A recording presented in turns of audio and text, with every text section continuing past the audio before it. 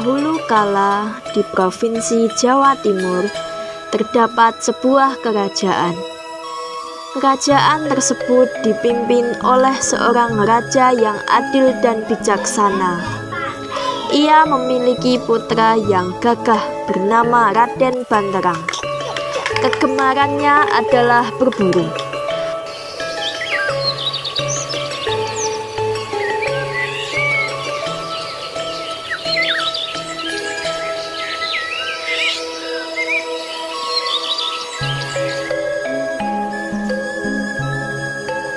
Suatu hari, bersama para abdinya, ia berburu di hutan.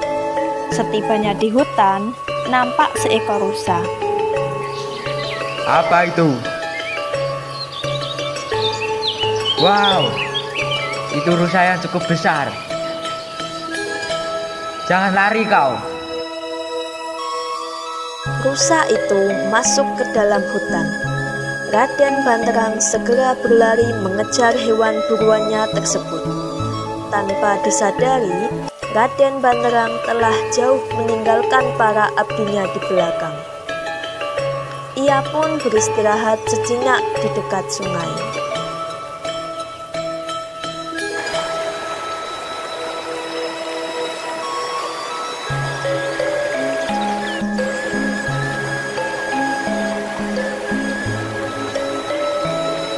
Baginda, engkau lari terlalu cepat.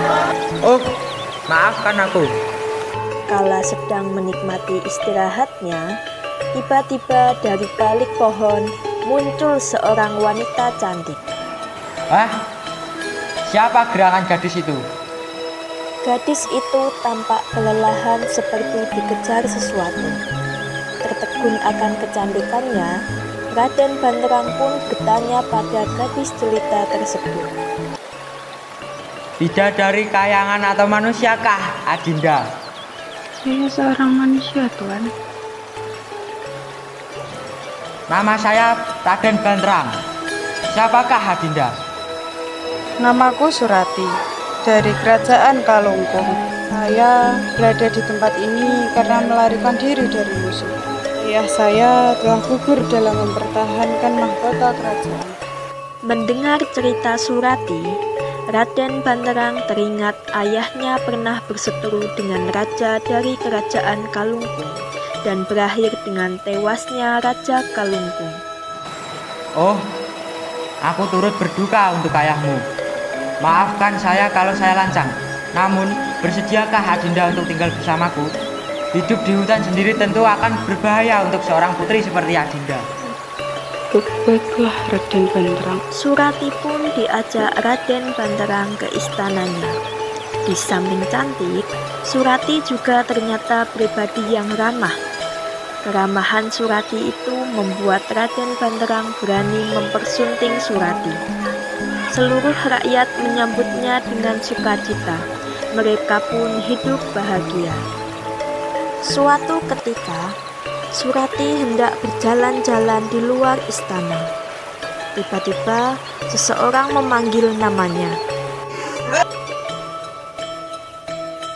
Surati, putri dari Kerajaan Kalungkung. Siapakah engkau?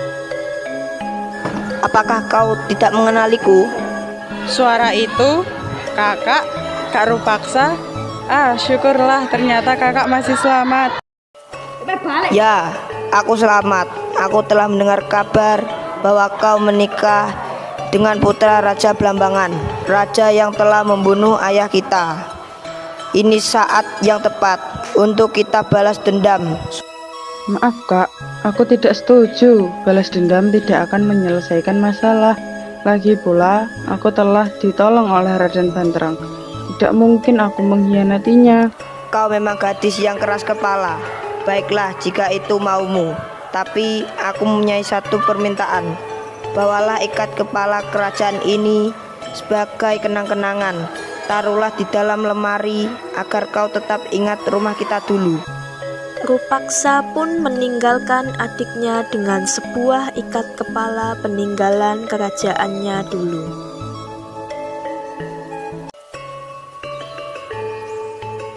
Setibanya di kamar, Surati menatap ikat kepala dari kerajaannya itu. Ia ingin menceritakan pertemuannya dengan kakaknya Rupaksa kepada sang suami Raden Banterang.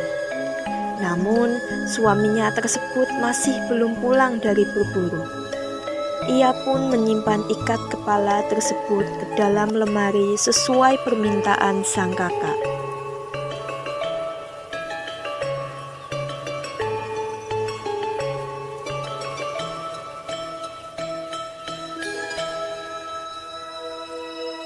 Sementara itu, dalam perjalanannya pulang, Raden Banterang bertemu sosok lusuh yang tak lain merupakan Rupaksa.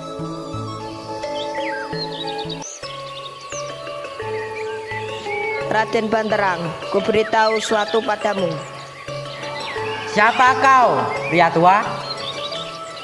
Ada yang sedang merencanakan pembunuhan terhadapmu.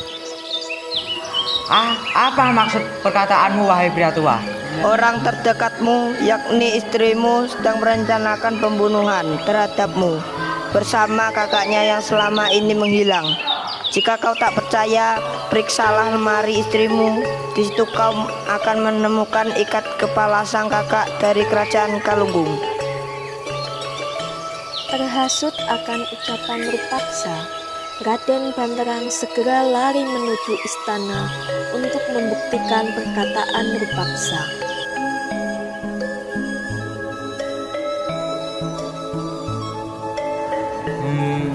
Benarkah yang dikatakan pria tua itu?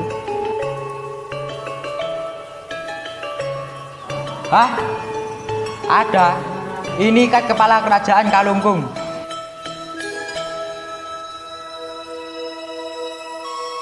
Sembari menunggu kepulangan Raden Banterang, Surati berjalan-jalan di tepian sungai di dekat istana.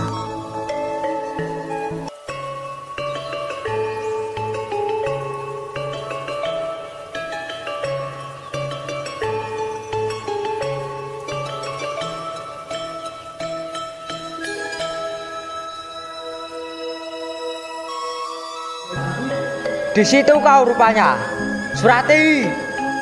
Hah, Kakanda? Aku telah bertemu pria yang mengatakan kau akan merencanakan pembunuhan. Ini buktinya, ikat kepala kerajaanmu. Inikah pembalasanmu terhadap kebaikanku? Kakanda, kau telah terhasut. Tidak mungkin aku mengkhianatimu.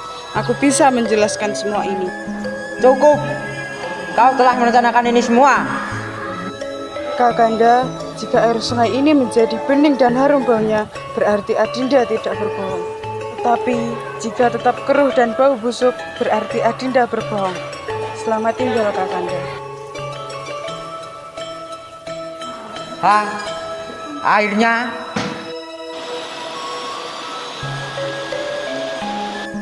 Betapa terkejutnya Raden Banterang.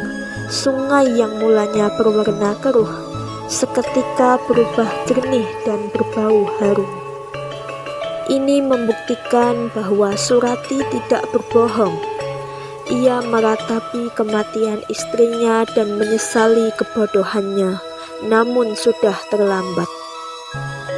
Sejak saat itu, sungai tersebut menjadi harum baunya. Dalam bahasa Jawa disebut Banyuwangi. Banyu artinya air dan wangi artinya harum. Nama Banyuwangi kemudian menjadi nama kota Banyuwangi.